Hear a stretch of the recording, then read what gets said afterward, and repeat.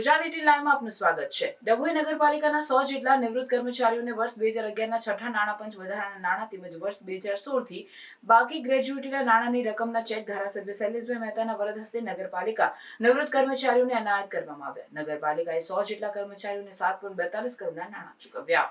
ડભોઈ નગરપાલિકામાં વર્ષ 2011માં છઠ્ઠા પગાર પંચના નાણાં અને વર્ષ 2016 થી બાકી ગ્રેજ્યુટી ધરાવતા 100 જેટલા નિવૃત્ત કર્મચારીઓને ડભોઈ નગરપાલિકા દ્વારા સરકારમાંથી મળેલ નિધિ લોનમાંથી ચૂકવણી કરવામાં આવી। 7.42 કરોડ 100 જેટલા નિવૃત્ત કર્મચારીઓને ચેક અર્પણ કરવામાં ધારાસભ્ય શૈલેષભાઈ મહેતાએ ચેક અર્પણ કર્યા। આ પ્રસંગે ડભોઈ નગરપાલિકા પ્રમુખ બીરેન શાહ, શહેર પ્રમુખ દીક્ષિત દવે, ચીફ ઓફિસર જય કિશન તડવી, ચીફ ઓફિસર મહેન્દ્ર સોલંકી સહિત મહાનુભાવો હાજર રહ્યા। નિવૃત્ત કર્મચારીઓને નાણાં મળતા ખુશીનો માહોલ જોવા મળ્યો।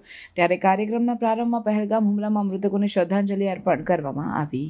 આજનો 1 મે એટલે ગુજરાત સ્થાપના દિવસ અને આજનો દિવસ ડભોઈ નગરપાલિકાના જે નિવૃત્ત થયેલા કર્મચારીઓ છે એમના માટે આનંદનો દિવસ છે।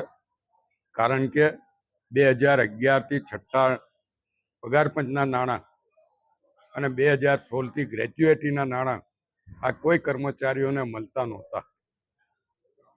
એના કારણે કેટલીક એ લોકોના જીવનમાં પણ તકલીફો પડી, એમના કુટુંબમાં પણ તકલીફો પડતી હતી। આ બાબત સરકારશ્રીના ધ્યાનમાં લાવતા શ્રીનિધિ લોન અંતર્ગત 7.42 કરોડ રૂપિયા નિવૃત્ત કર્મચારીઓને એમના ગ્રેજ્યુએટીના નાણાં આપી શકાય એના માટે સરકાર તરફથી આપવામાં આવ્યા અને આજે એ તમામને અહીંયા ભેગા થયા છે અને તમામના ખાતામાં આ પૈસા જમા થયા છે।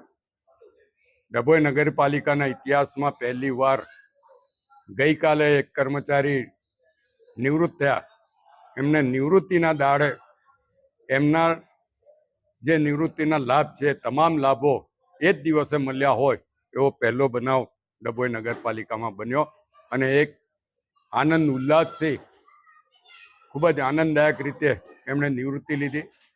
આજે પણ આપ જોઈ શકો છો 100 જેટલા કર્મચારીઓને એમના નિવૃત્તિના લાભ આજે આપ્યા છે, એમના ચેકો આપ્યા છે। કોઈને 17 લાખ, કોઈને 15 લાખ, કોઈને 12 લાખ, કોઈને 10 લાખ જેવા ચેકોનું વિતરણ અહીંયા કરવામાં આવ્યું છે, પણ એકચ્યુઅલમાં એમના એકાઉન્ટમાં પૈસા જમા પણ આજે થઈ ગયા છે આજની તારીખમાં અને એ લોકોના મોઢા પર પણ એક સંતોષ અને આનંદની લાગણી દેખાય છે। એ લોકોના આશીર્વાદ આજે નગરપાલિકાના હોદ્દેદારો પર વરસી રહ્યા છે। ત્યારે હું એ તમામને અભિનંદન આપું છું, શુભેચ્છા આપું છું અને એમને જે આ સામટા નાણાં મળ્યા છે એનો એમના કુટુંબના લોકો માટે સદુપયોગ થાય અને એમની આગળની જિંદગી માટે એમને તકલીફ ના પડે એના માટે ઉપયોગ થાય એવી એમની પાસે અપેક્ષા રાખી જ ભારત માતા કી જય, વંદે માતરમ।